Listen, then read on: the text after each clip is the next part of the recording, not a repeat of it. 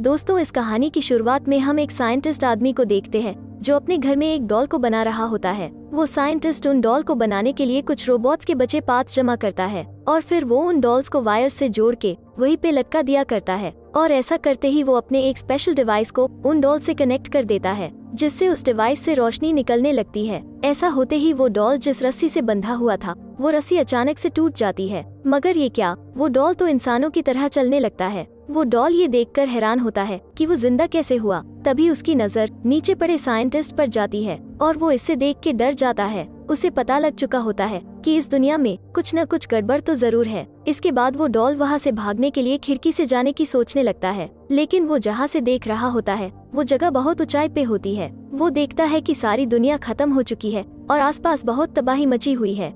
इसीलिए वो घर के बाहर आता है और तभी उसे अपने जैसा ही एक डॉल दिखाई देता है, जिसका डॉल नंबर 2 था। और जिस डॉल को हम लोग कहानी के पहले से देख रहे थे वो डॉल नंबर 9 होता है। अब नंबर 2 उससे बात करने का ट्राई करता है, पर नंबर 9 कुछ बोल नहीं पाता है और वो इशारे से ये बताता है। इसीलिए नंबर 2 उसे आकर ठीक से चेक करता है। तब उसे पता चलता है कि 9 के अंदर वॉइस वाला डिवाइस गायब है। इसीलिए वो उसे अपने साथ ले जाके उस डिवाइस को कचरे से निकाल के लाता है और उसे 9 के अंदर फिट कर देता है, जिससे नंबर 9 बोलने लगता है। तभी वहाँ उन दोनों को किसी की आवाज सुनाई देती है। आवाज से डर के नंबर 2 नंबर 9 को छुपने को कहता है। तभी अचानक वहाँ एक बड़ा सा रोबोटिक डॉग आता है और वो नंबर 2 को मारने लग जाता है।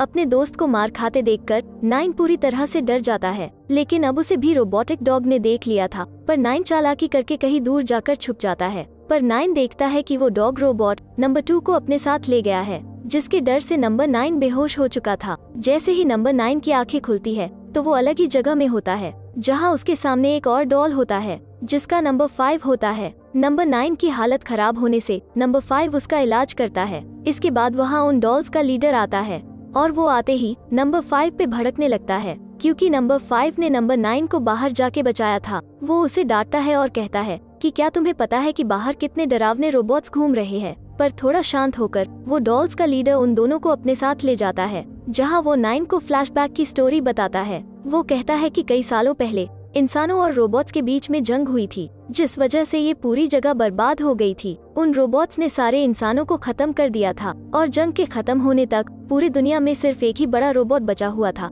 जो कि वो बड़ा सा 8 पैरों वाला रोबोट है। वो लीडर आगे नंबर 9 को एक चार्ट दिखाता है जिसके ऊपर कुछ नंबर्स लिखे होते हैं और उन पर क्रॉस का निशान भी बना होता है। दरअसल इस चार्ट में जो नंबर्स दिखाई दे रहे थे वो कोई साधारण नंबर्स नहीं थे, बल्कि डॉल्स के नाम थे। और जिस डॉल को वो डॉग रोबोट मार दिया करता था वो लीडर उस नंबर के आगे क्रॉस लगाया करता था, और अब वो नंबर 2 के सामने भी क्रॉस लगा देता है, क्योंकि उसे भी उस डॉग रोबोट ने उठा लिया था। लेकिन नंबर 9 उस लीडर को समझाने की कोशिश करता है और कहता है कि नंबर 2 के मारे जाने का कोई भी सबूत हमारे पास नहीं है, इसीलिए हमें उसे बाहर जाके ढूंढना चाहिए। नंबर 9 की बातें सुनकर 5 उसे उनका वॉच टावर दिखाने ले जाता है, जहाँ से उन्हें एक फैक्ट्री दिखाई देती है और उसी फैक्ट्री में वो रोबोटिक डॉग भी रहता है। अब दोनों मिलकर हिम्मत जुटाते हैं और दोनों नंबर 2 को बचाने का प्लान बनाते हैं, और वो दोनों एक लैंप लेकर उस रोबोटिक डॉग के फैक्ट्री में आते हैं, जहां उन्हें नंबर 2 पिंजरे में कैद दिखाई देता है, क्योंकि अभी तक उस रोबोटिक डॉग ने उसे मारा नहीं था और इसी वजह से वो नंबर 2 से बात करने लग जाते हैं। अचानक वहाँ वो रोबोटिक डॉग पीछे से आ जाता है और उन दोनों पर अटैक करने लग जाता है, जिस अटैक में नंबर 2 पिंजरे से बाहर निकलता है। पर अब उन तीनों डॉल्स को वो रोबोट एक कोने में पकड़ लेता है और उन्हें मारने वाला होता है। पर तभी वहाँ नंबर 7 की एंट्री होती है, जो आते ही एक ही झटके में उस रोबोटिक डॉग को मार गिराती है। 7 को देखकर नंबर 9 और 2 दोनों बहुत खुश होते हैं। यहाँ उनकी बातें चल रही होती है और यहाँ नंबर 9 को एक गैजेट दिखाई देता है। जब वो उसे उठा के देखता है तो उसे लगता है कि गैजेट को आगे रखे प्लग में लगाना है, और वो ऐसा ही करता है। नंबर 9 उस डिवाइस को मशीन में लगाते ही नंबर 2 उसे रोकने की कोशिश करता है, पर बहुत देर हो चुकी होती है, क्योंकि वो मशीन एक्टिवेट हो गई थी और वो मशीन नंबर 2 के सोल को अपने अंदर खींचने लग जाती है। देखते ही देखते नंबर 2 मर जाता है। पर नंबर 9 अपने दोस्त को ऐसा देख के बहुत दुखी होता है। पर अब उस रोबोट ने नंबर 2 का सोल ले लिया होता है, जिससे वो पूरी तरह एक्टिवेट हो जाता है और आगे वो उन डॉल्स पर ही हमला करने लगता है। तीनों बचे डॉल्स वहाँ से अपनी जान बचा के भागने लगते हैं, लेकिन ऐसा करते वक्त डॉल नंबर 7 एक रस्सी पे लटक जाती है और उसे वो रोबोट मारने ही वाला होता है। पर तभी नंबर 9 और नंबर 2 उस रोबोट का ध्यान भटकाने की कोशिश में लग जाते हैं, जिससे नंबर 7 की जान बच जाती है। और जब तक वो बड़ा रोबोट चला नहीं जाता तीनों लोग दूर कहीं छुप जाते हैं। इस हादसे के बाद नंबर 5 नंबर 9 पे बहुत गुस्सा होता है, क्योंकि उसके लापरवाही की वजह से वो बड़ा रोबोट एक्टिवेट हुआ, जिससे नंबर 2 की जान भी चली गई। वो लोग वहाँ से जाने के बाद बड़ा रोबोट एक और रोबोट बनाता है जो उड़ भी सकता है।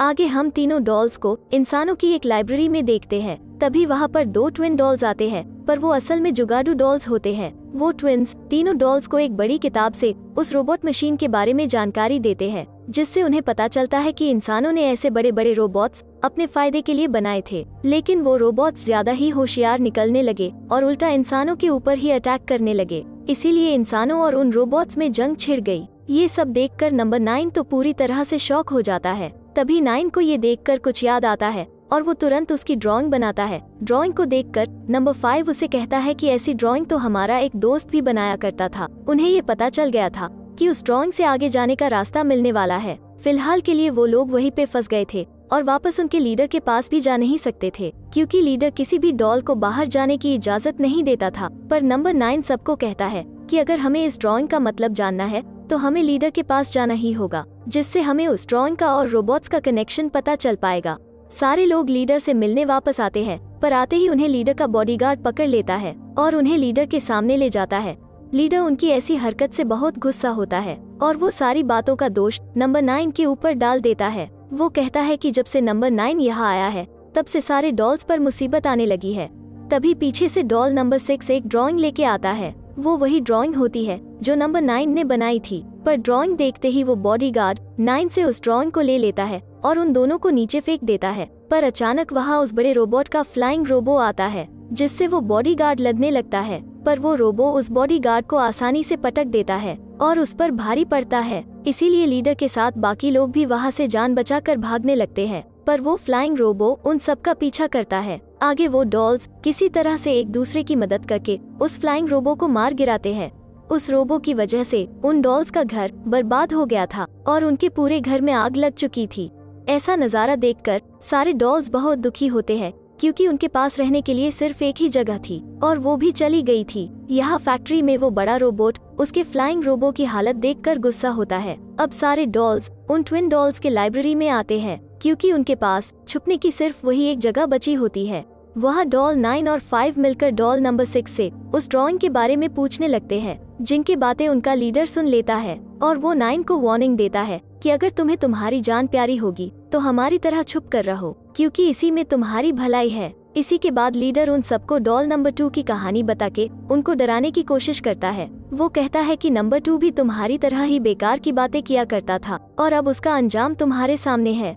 लेकिन नंबर 9 को लीडर के ऊपर शक होने लगता है और अब नंबर 9 को लीडर का प्लान पूरी तरह समझ में आता है। उस लीडर ने नंबर 2 को जानबूझकर बाहर भेजा था, जिससे वो रोबोट्स के हाथों मारा जा सके, जिससे बाकी डॉल्स को सबक मिल सके कि बाहर की दुनिया कितनी खतरनाक है। अब फैक्ट्री में नंबर 2 की बॉडी पर उस रोबोट की नजर जाती है। तभी वो रोबोट नंबर 2 की बॉडी को मशीन में बदल देता है। यहाँ जब 9 और बाकी डॉल्स की बातें चल रही थी, तभी लीडर का बॉडीगार्ड बाहर पहरेदारी कर रहा होता है, पर अचानक वहाँ नंबर 2 आता है और अब वो लीडर के बॉडीगार्ड को भी हिप्नोटाइज कर लेता है, जिसकी मदद से वो लीडर को भी पकड़ लेता है।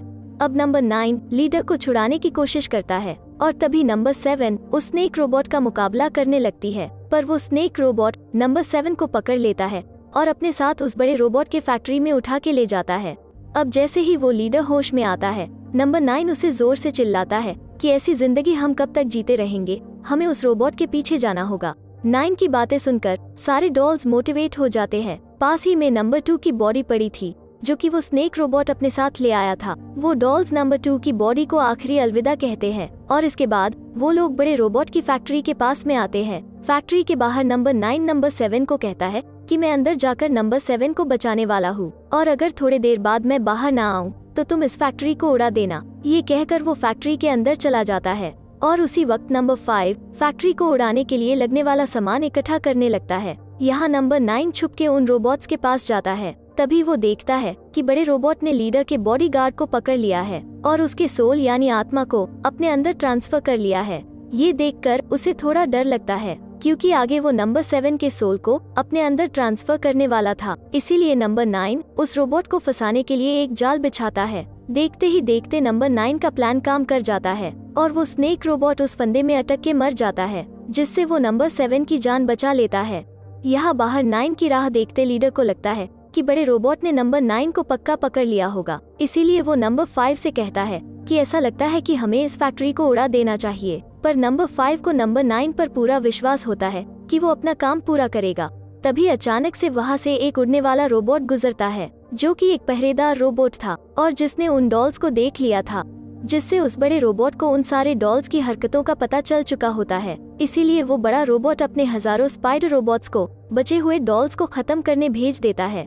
अब 7 और 9 दोनों फैक्ट्री के बाहर भाग रहे होते हैं और तभी यहाँ नंबर 5 माचिस के तीली से पास के तेल के ड्रम को जला देता है, जिससे वो जलता ड्रम उन रोबोट्स के फैक्ट्री के अंदर चला जाता है और फैक्ट्री देखते ही देखते ब्लास्ट हो जाती है। सारे डॉल्स उस बड़े रोबोट और फैक्ट्री को जलते हुए देख के बहुत खुश होते हैं। अब सारे लोग गाना बजा के नाचने लगते हैं, पर जब नंबर 5 थोड़ा नीचे देखता है तो उसे धुएं में से वही बड़ा रोबोट आते हुए दिखाई देता है और वो आके नंबर 5 को पकड़ लेता है।